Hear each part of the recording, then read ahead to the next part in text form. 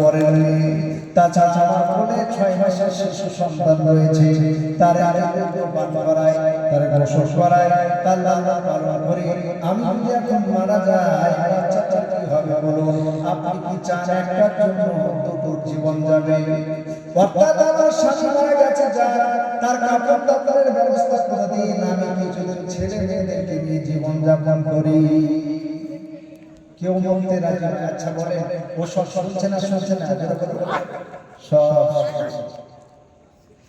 এরপরে যখন মরতে কেউ রাজি নয়, পীর সাহেব বলল, বাবা এক কাজ করো, যখন কেউ মরতে রাজি নয়, লাশটাকে ভালো করে নিয়ে এসে গোসল দাও, কাফন দাফনের ব্যবস্থা করা হবে।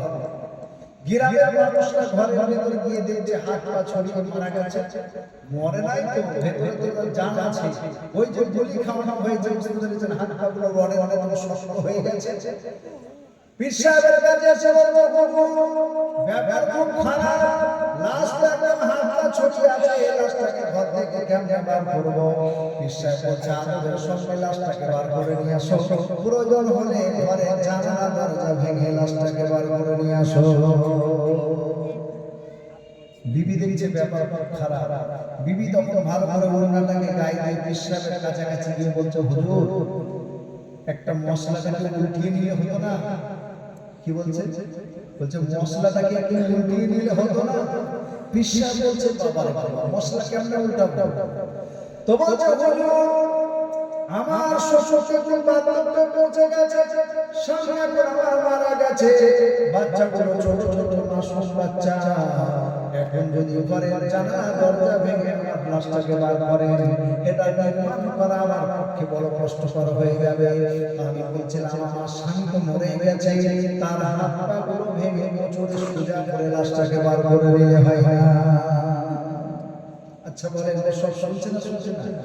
সব শুনছে। কিছুক্ষণ পরে সেই রাতে গুলি খেয়েছে, এখন জোহর হতে চলেছে, বুঝতে পেরেছেন?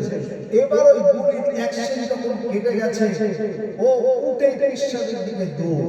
যখন পীর সাহেবের দিকে দৌড় দিয়েছে, বুঝলেন, ওই বাড়িতে কেকের দিকে দৌড়, যে মরা মানুষ ছুটে গেল। ও ছুটে গিয়ে পীর সাহেবকে জড়িয়ে ধরে বলছে, হুজুর বেয়াদবি মাফ করবেন, আপনি যে এইভাবে আমাকে হেদায়েতের রাস্তায় নিয়ে আসবেন, ভালো পথে নিয়ে আসবেন, আমি বুঝতে পারি নাই। এখন আমার জ্ঞান চক্ষু খুলে গেছে, এখন আমি বুঝতে পেরেছি নিঃস্বার্থভাবে ভালোবাসেন একমাত্র আল্লাহ, বাবা সব স্বার্থের জন্য ভালোবাসে।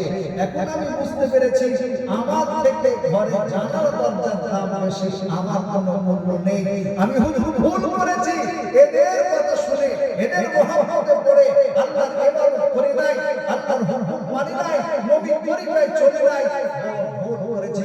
জিন্দেগিতে আর এরকম ভুল করব না।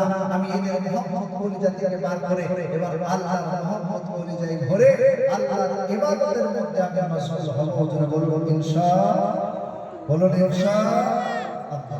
তাহলে আমার বিষয় আল্লাহর ইবাদত করব না? বলুন ইনশাআল্লাহ করব। তো কেন করব সেটাও বোঝালাম, এবং একমাত্র নিঃস্বার্থভাবে আল্লাহ ভালোবাসেন সেটাও বোঝালাম। আল্লাহ রাব্বুল আলামিনের ইবাদতের মধ্যে সবচেয়ে আহমিয়াত, সবচেয়ে গুরুত্বপূর্ণ ইবাদত কোনটা? জোরে বলেন।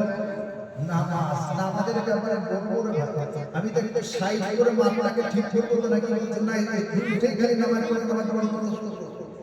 তো নামাজ এমন একটা আল্লাহর ইবাদত, যেটা ইবাদত ধারণা থেকে আপনারা বুঝতে পারবেন।